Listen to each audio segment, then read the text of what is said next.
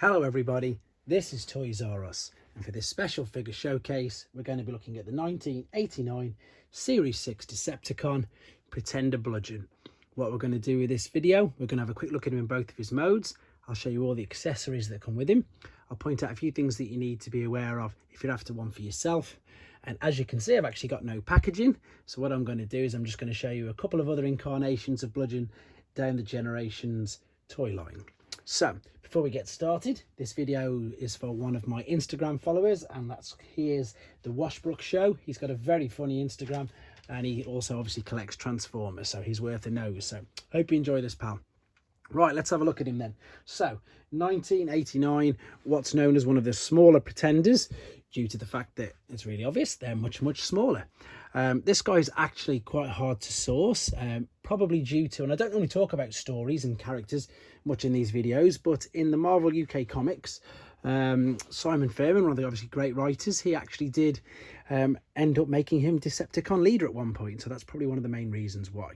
So let's have a look at the actual shell first. I'm going to take off the accessories because the good thing about this shell is, you know, there's a lot of detail in this. That's clearly a human skull. You can clearly see that there's teeth there. You can also see, you know, where the skull fuses and stuff on the back, quite a bit of detail there. But you can also see that as it gets marked quite easy, it's something to be aware of if you are looking after one yourself. The good thing about the smaller Pretenders is there's no belt holding them in place. You've just got this tiny, well, smaller shell. This is rubber, so this can get chewed by some of the younger previous owners maybe, but otherwise it's quite a robust, nice shell there.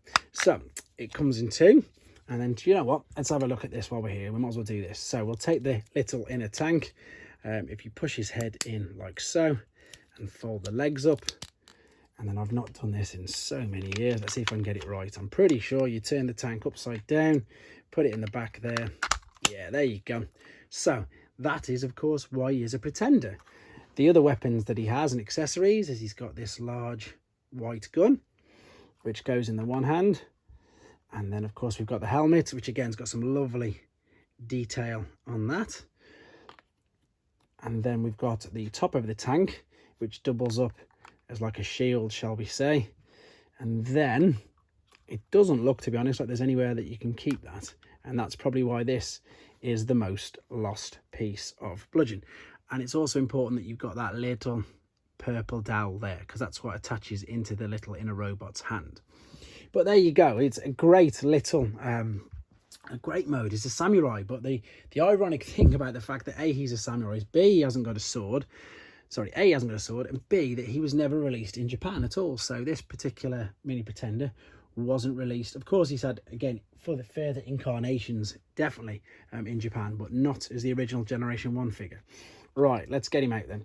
So whilst he's folded over pretty much into his, oh, you see all these malfunctions, while he's already in pretty much his tank mode, which I showed you that you just folded the legs up and I pulled his head down, we've now got the top of the tank, which can sit in there. I need to turn that round. There we go. And then, of course, there's a little hole there for this dowel as well to go in like that.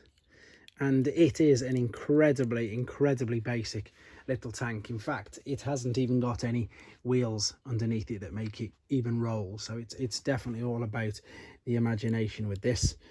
It's very basic, but it looks good. You know, you can still tell it's a tank. You look at it, you think, oh yeah, that's definitely a tank. Right, so this is how I choose to display them. So I'm going to take both of these accessories off for now. I'm going to take the little gun off the front. I'm going to put that back as his sort of shield on his arm. I'm going to put the helmet in, put his gun back, and then when I transform the little inner robot, like so, very simple as I've just said, fold the legs out, fold the arms up just a fraction, just so they get out of the way. We can now slide the head back up. There we go. And of course, as I mentioned, there's the little dowel, there's his hand. So yeah, very basic. I've mentioned in a few of the Pretender videos that I've done that I do have a newfound appreciation for the Pretenders. mainly down to the cartoon Super God Master Force. If you haven't seen that, I strongly advise you to have a look at that. And yeah, unfortunately, I've got no packaging. He did just come on a card though, unbelievably. He didn't come in a box. He came on a backing card. So let's have a quick look. And this is terrible, actually. I've got another incarnation of Bludgeon here, but this one, if any of you see my Revenge of the Fallen videos, is a victim of the house move, as you can see. I can't blame any removal company, that was me, but there is an incarnation of Bludgeon. Just too many Transformers in the box. And there he is in that nice samurai mode with a tank, but of course he's got his sword in that one.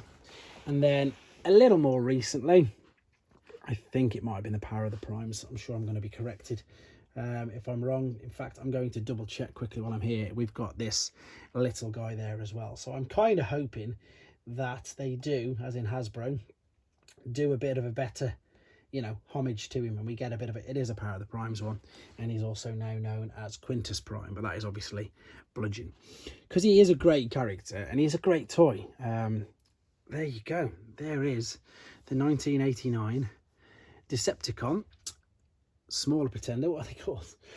Pretender Junior something. No, they're not. That's Headmaster Juniors. He's the smaller pretender Bludgeon, and he was released in 1989. So I hope you like looking at him. If you had him when you were a child, I hope it brought back some nice memories. Washbrook Show, I hope you enjoyed your video of him, and everybody else, of course, thank you very much, and please take care. Thanks for watching. Like and comment, and don't forget to subscribe.